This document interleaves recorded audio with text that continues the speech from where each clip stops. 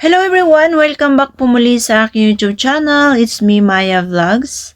At isang mapagpalang araw sa ating lahat. Saan mga sulok ng mundo po tayo naroroon.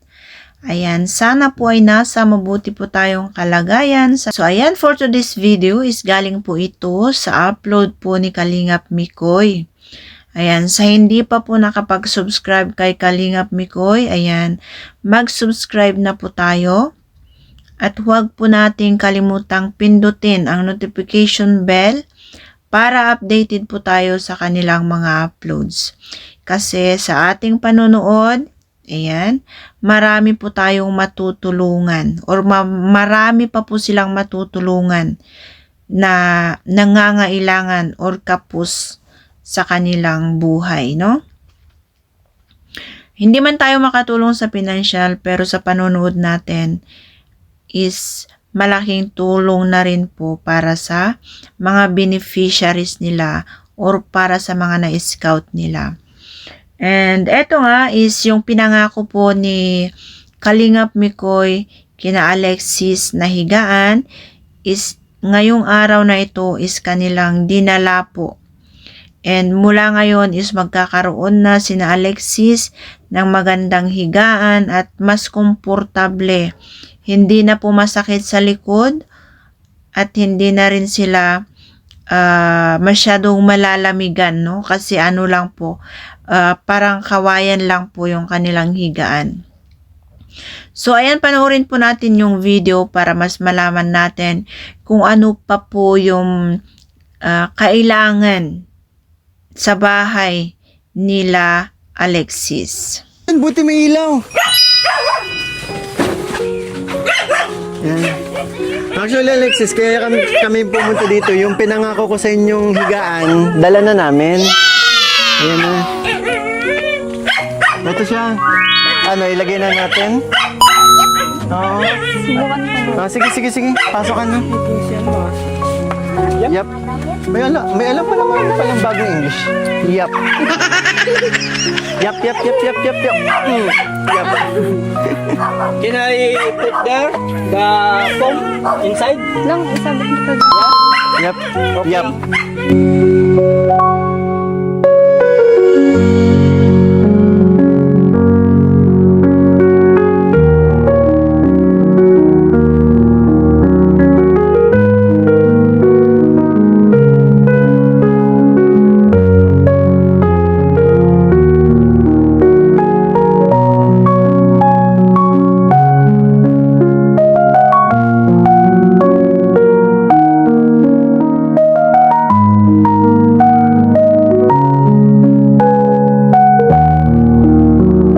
Dapat meron din kayong lalagyan ng damit dito, no? Kasi tingnan nyo, oh. Wala na kayong ano. Masyado pong marami damit namin. Tapos nadagdagan pa nung nakaraan, di ba? Tapos ano pa po? Tapos ano? Ikaw, tapos malikot ka pa, di ba? Sige, ano? Baba ka muna lang. Ilalagay natin yung ano, foam. Sana kasya. Wala ako din na. Sige, labas ka na muna din, Alexis. Mabal. Pagtutulungan namin to ni Papa Bulian. Nakalimutan ko. Pero may sapin ba kayo? Meron po. Okay, sige. Ano ba yun?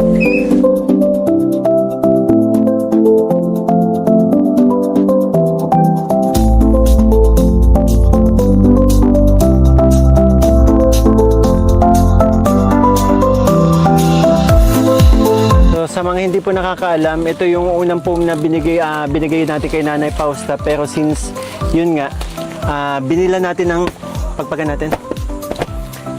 Bago pa to. Since binila natin ng bagong higaan si Nanay Fausta kasi para share na sila sa isang kwarto ni Kuya Pulot. Bumili tayo ng double deck, tas tig-isa silang foam. And wala naman na itong paglalagyan, kaya kinuha natin at dinala dito kila Alexis. Tara, Papa Bon!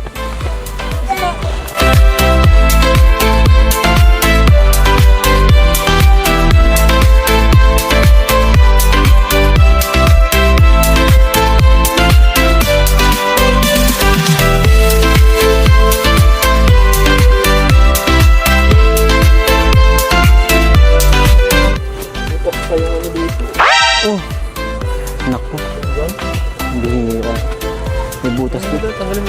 pala pader nila, may butas din. Opo.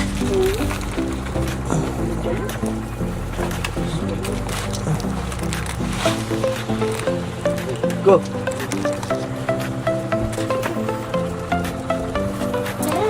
Yan.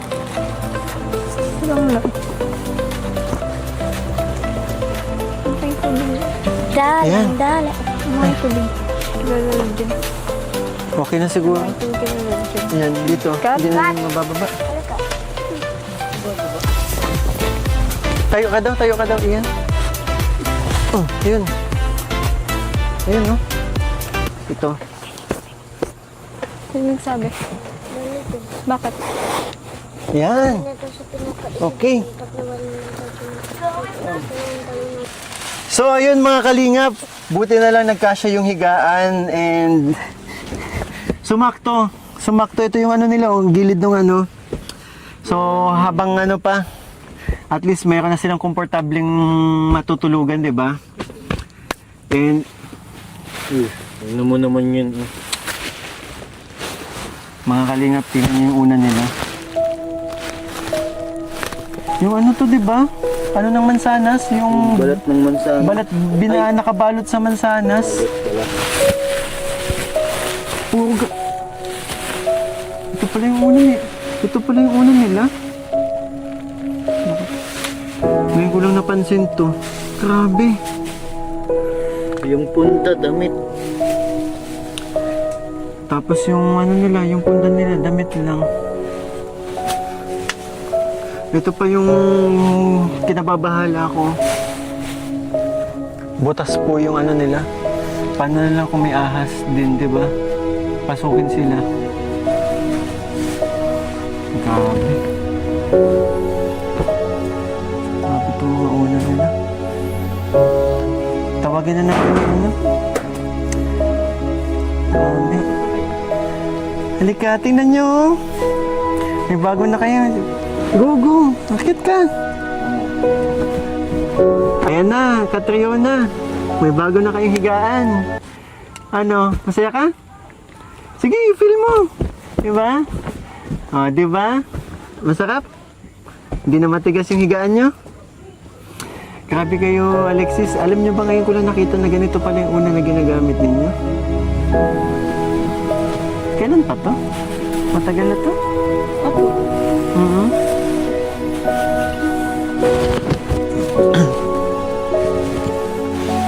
Ito lang dalawang ginagamit yung unan.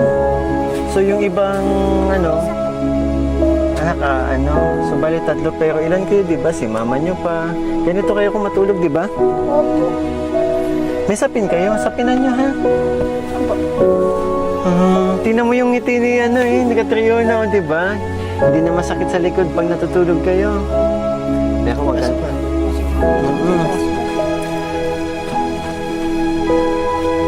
Wala naman umiihi. Wala naman. Joke lang. Wala pa tayong sapin. Oo. Pero may sapin kayong malaki. Para dito wala. Meron po. Meron. Siya? Sasapin. Ito. Yung mga ganyan. Opo. Ito. Ito. Oh, ayan.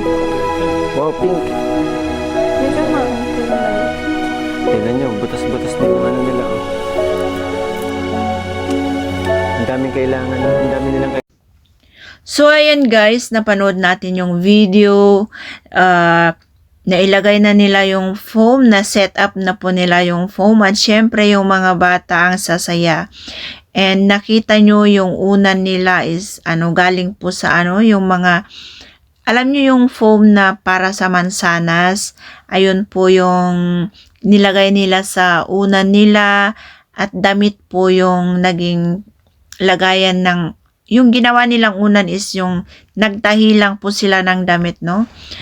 And ayun, nakita natin yung sobra nakakalungkot na yung itsura po ng kanilang bahay o yung kanilang unan is ganun na nga lang, 'di ba? Parang sobrang nakakaano.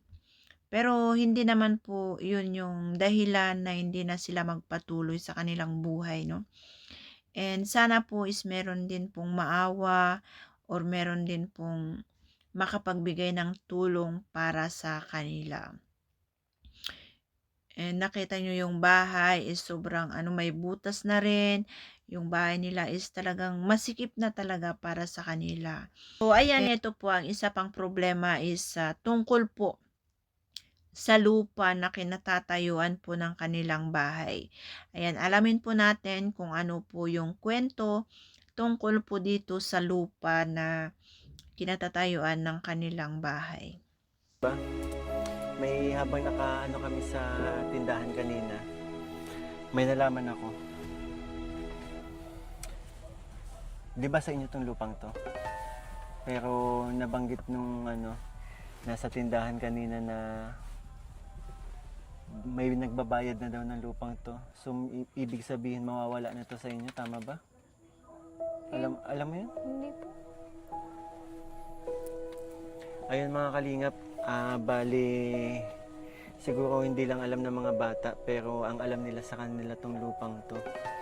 Ang sabi po kasi na naisangla itong lupa nila at ang nangyari hinuhulug-hulugan na lang para ibenta kasi wala nang pambayad.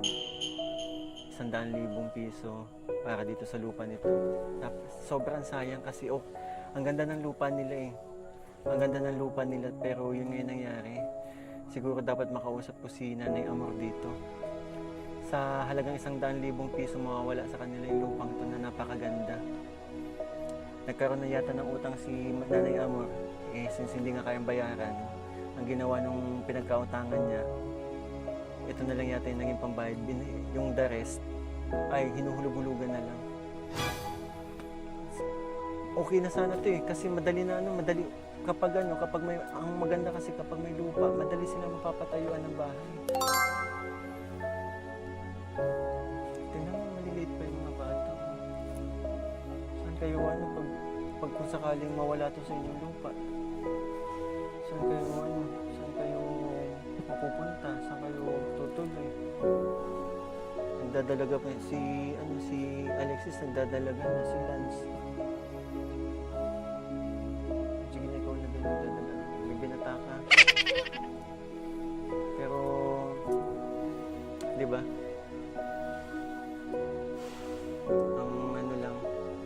Hindi ko alam na may ganun pala. Hindi kasi nag-o-open si nanay sa akin eh. Na ganun na pala yung problema. Bukod sa ganito nga, akala ko nung nalaman ko nung tinanong kita na sabi mo sa inyong lupa pala to, sabi ko, madali lang mapapatayuan ng bahay kung sakali may budget na.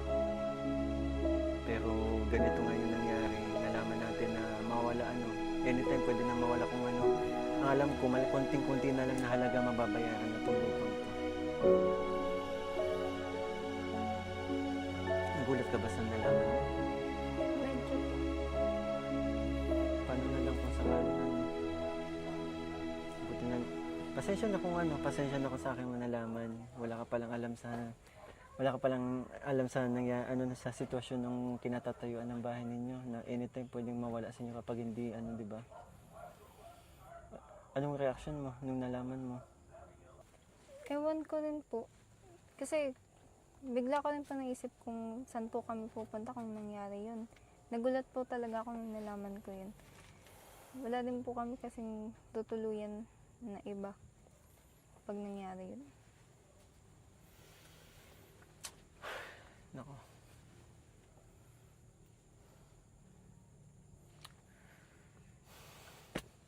Sayang kasi wala si nanay kaya hindi ko alam yung pinakabuong kwento kung bakit gano'n yung nangyari. Pero di bale, hayaan nyo babalik. And ayan guys, yung kwento doon sa lupa na kinatatayo ng kanilang bahay, no, is medyo nakakalungkot kasi mas lalong mahihirapan na po na magpatayo ng bahay nila or mabigyan po sila ng pabahay kung wala po silang lupa kasi kailangan pang bibili ka ng lupa bago po sila mapabahayan. Siyempre, yung budget sa lupa is maidadagdag po sa budget sa pabahay, no? Kaya sana naman is magawan pa po nila ng paraan ito. And sana nga magawa nila ito ng paraan at sana makausap ni Kalingap Mikoy si nanay para malaman niya kung ano po talaga ang totoong istorya ng lupa na yan. Kasi nalaman lang po nila yan sa mga kapitbahay na ganun pala yung sitwasyon sa kinatatayuan ng bahay nila. And nakita po natin yung reaction po ni Alexis na nalungkot po siya and hindi niya rin po alam kung saan po sila lilipat if ever na ayan, paaalisin po sila sa lupa na yan, no? Nakakalungkot po talaga. And ayan po yung update sa family po ni Alexis and atin pong abangan ang progress nito kung makakausap ni Kalingap Mikoy si nanay at mapag-usapan nila ang tungkol sa lupa na yan. And sana magkaroon po ng way or paraan para ma-resolve pa or para mapigilan pa ang pagpapaalis or ang nila sa lupa na yan. So, abangan po natin yung update at ayan, maraming salamat po sa walang sawang panunood po sa mga uploads natin or sa mga reaction videos natin, no? Thank you po. Bye-bye and God bless.